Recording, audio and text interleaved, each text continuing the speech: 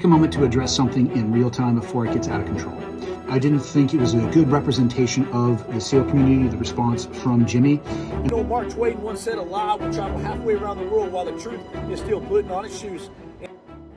Navy SEALs have been known to battle it out as it continues, as there's fragmented social media fame and things like that, from book deals to podcasts to whatever else that they've essentially put their hands on. That anything Navy SEAL has essentially turned to gold unless you're Rob O'Neill.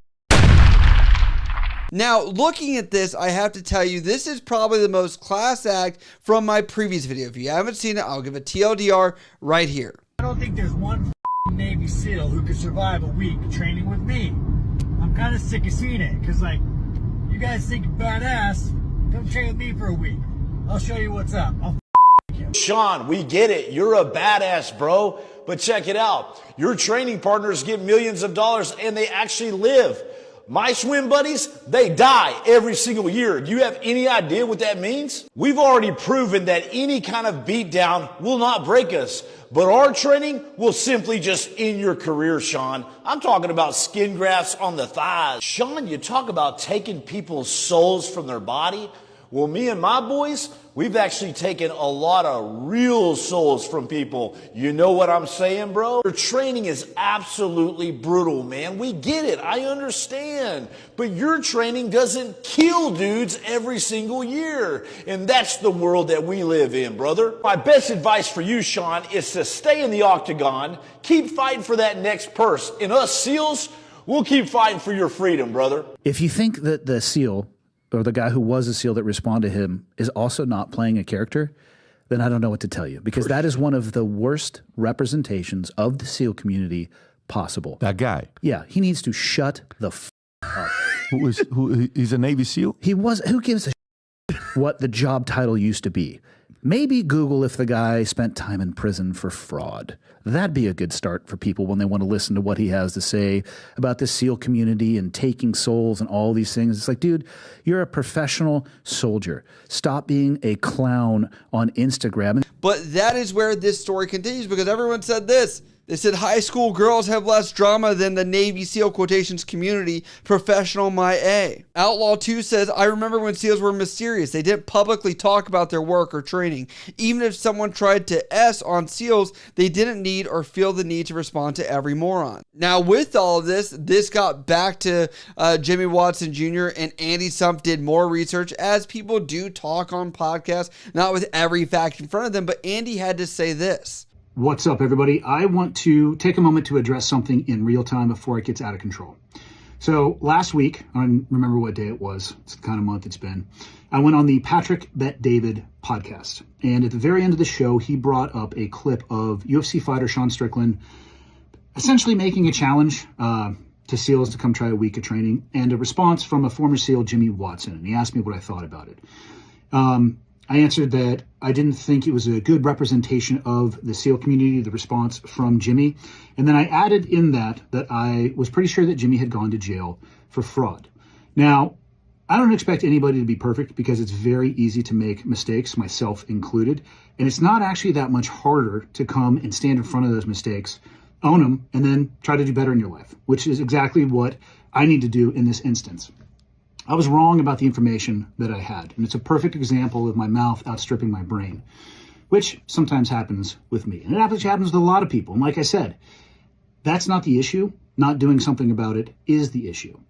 Jimmy didn't deserve me saying that. I had read a single article once, and by read, I mean I had glossed over it.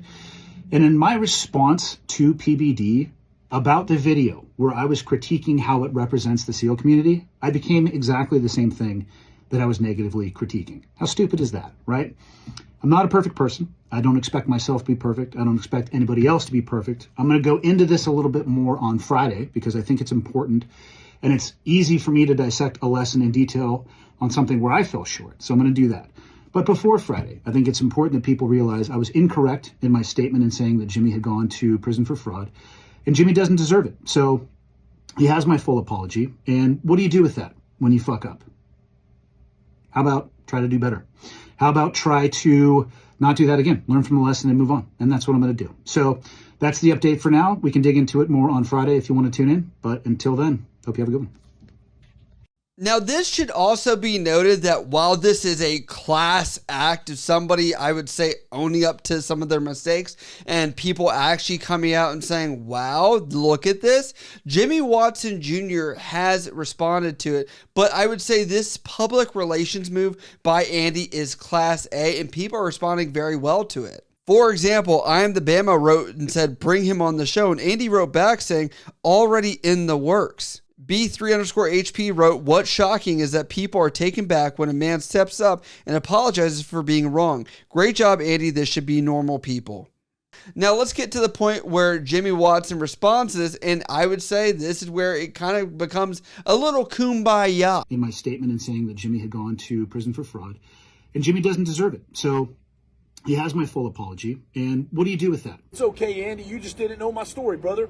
You know, Mark Twain once said, a lie will travel halfway around the world while the truth is still putting on its shoes. And I stand behind every single thing that I said about Sean Strickland when he disrespected you and me, the SEAL teams, and more importantly, the war fighters who are paying the man in the ultimate sacrifice out there. The massive support behind this speaks for itself. So I want to give a big shout out to all you Marines, Semper Fidelis, all you Rangers that are leading the way, all you SF gurus, all you SEAL team members that stood up about this. All my love, and all my love to you too, Andy.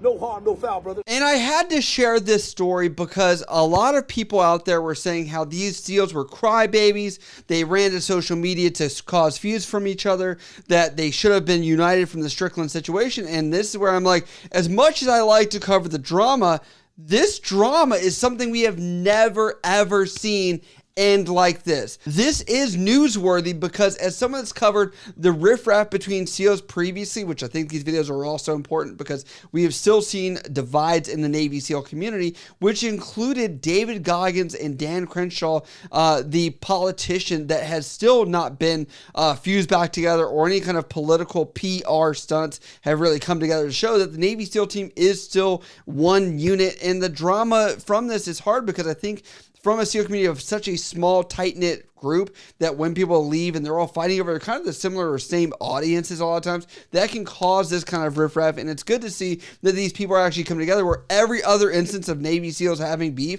has never ended well in the public eye, or at least I've never seen them ending well, because maybe they get better behind closed doors from SEAL to SEAL on direct messages and things like that. But I do have to say that Sean Strickland, the UFC fighter here, has won ultimately because he got a lot of publicity. He still had people talk about his rant and rave of how he can make any SEAL tap or not be able to endure the types of training that UFC fighters do. And on top of that, he exposed the riffraff and the self-interest of a lot of creators that can happen. Or I would just admit here that these would be flaws of just humankind, of all this data processing and information, where it's common someone like Andy or even myself, as we try and cover news and understand and grasp things at such a big scale every day as content's being flooded across our feed, swiping through, it's just what can inherently happen. And I have to say, I give kudos to Andy for doing this. I give kudos to Jimmy for coming back and saying it is no big issue, and they're going to talk it out, and hopefully Jimmy gets on the podcast. So I get back to the whole story here of what do you think about the drama of this? Do you think that this is a good thing? Do you think it's a bad thing? Do you think SEAL should be off social media in general? Because we've seen so much riffraff from this. As always, the conversation continues down in the comments below. As always, if you guys like what I cover here on the channel, hit me up over on Instagram, Snapchat, Twitter, TikTok, or down in the comments below. I love you guys. I'll see you again next time.